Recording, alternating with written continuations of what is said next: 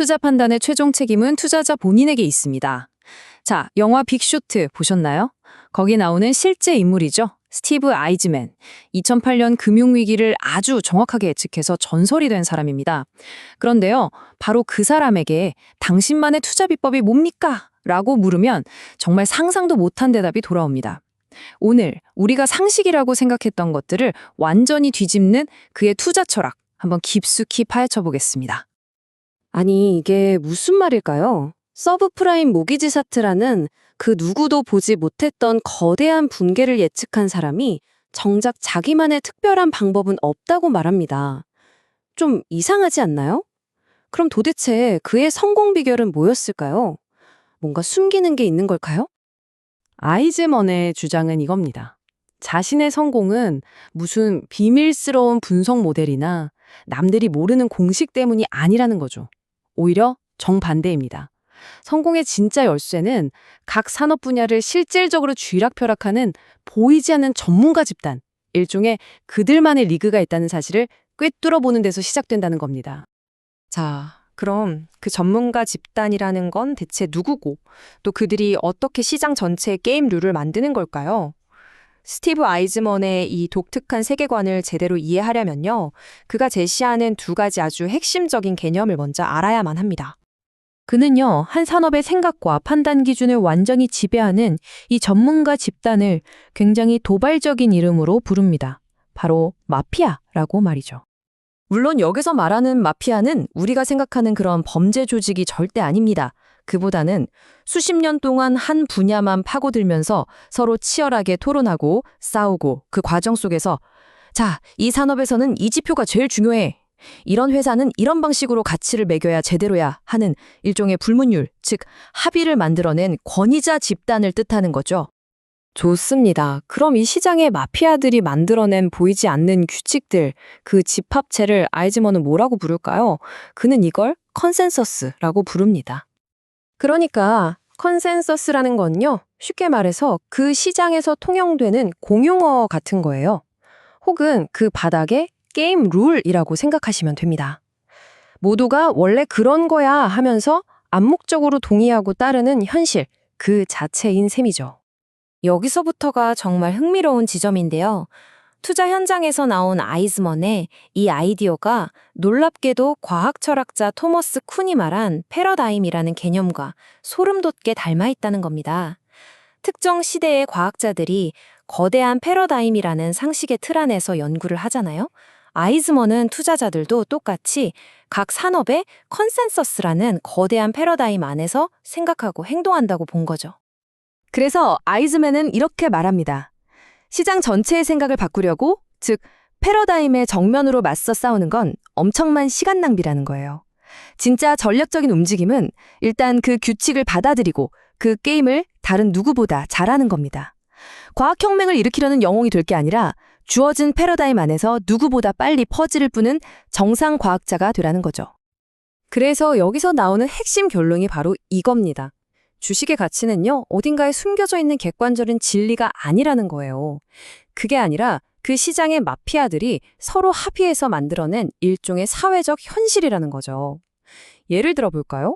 왜 소매업 분석할 때 다들 동일 매장 매출 성장률에 목을 맬까요? 그 지표가 수학적으로 완벽해서가 아닙니다.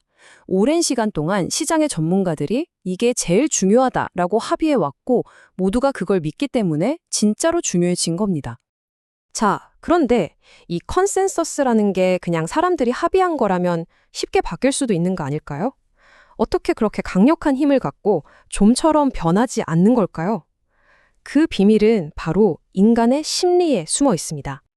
그 원리는 바로 강력한 자기 강화 루프, 즉 되먹임 고리 때문입니다.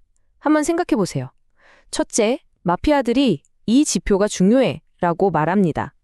둘째, 시장 참여자들은 그 전문가들을 믿고 따라가죠.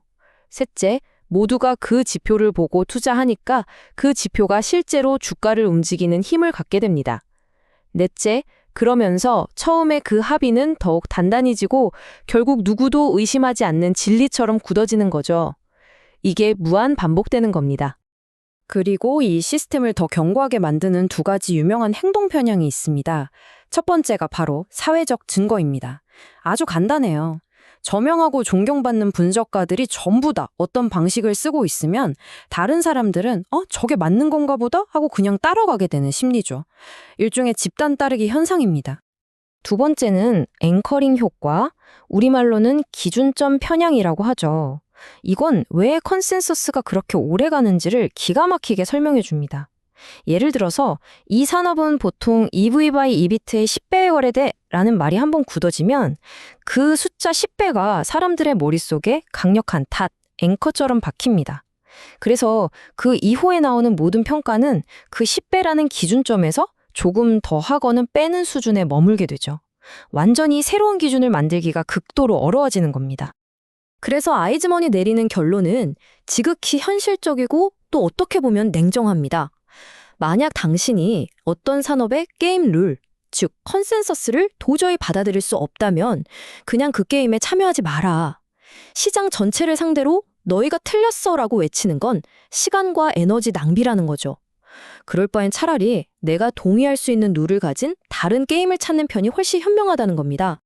자, 그럼 이 모든 아이디어들을 종합해 볼 때 투자자는 과연 어떤 존재가 되어야 하는 걸까요? 아이즈먼은 여기서 투자자의 역할 자체를 완전히 새롭게 정의해야 한다고 주장합니다. 그의 철학은 이렇게 4가지 차원으로 정리해 볼 수 있어요. 첫째, 인식론적 차원에서 가치는 숨겨진 보물을 발견하는 게 아니라 사람들이 합의해서 만들어가는 거라고 봅니다. 둘째, 전략적 차원에서 시장과 싸우지 말고 이미 정해진 규칙 안에서 이길 방법을 찾으라고 말하죠. 셋째, 심리적 차원에서 시장의 집단 편향에 휩쓸리는 희생자가 되지 말고 오히려 그걸 이해하고 적응해야 합니다. 마지막으로 실행적 차원에서 이게 아주 중요한데 원칙은 굳게 지키되 도구는 유연하게 써야 한다는 겁니다. 예를 들어 시장의 컨센서스가 PSR을 중요하게 본다면 나 혼자 진정한 가치는 DCF뿐이야 라고 고집할 게 아니라 둘 다 활용해서 기회를 포착해야 한다는 거죠. 결국 이 모든 이야기는 투자자의 정체성에 대한 질문으로 이어집니다. 당신은 누구입니까? 이 세상에 단 하나의 진정한 가치가 존재한다고 믿고 완벽한 모델로 그 진리를 찾아 헤매는 진리 탐구자입니까?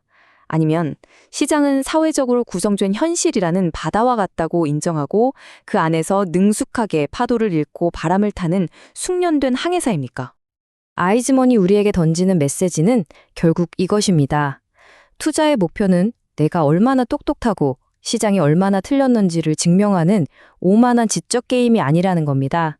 오히려 시장 참여자들이 다 함께 써내려가고 있는 이 거대한 집단적 이야기를 겸손하게 이해하고 그 이야기의 흐름 속에서 기회를 포착해내는 실용적인 지혜에 가깝다는 거죠. 이 질문은 사실 주식시장에만 해당되는 얘기는 아닐 겁니다. 여러분이 지금 몸담고 있는 분야, 여러분의 직장, 여러분의 삶에서 보이지 않는 마피아는 누구이며 그들이 만들어낸 컨센서스는 과연 무엇일까요? 이 질문에 대해 한번 깊이 생각해 보시는 계기가 되었으면 좋겠습니다. 항상 여러분의 성공 투자를 기원합니다. 영상이 좋으셨다면 구독, 좋아요 부탁합니다.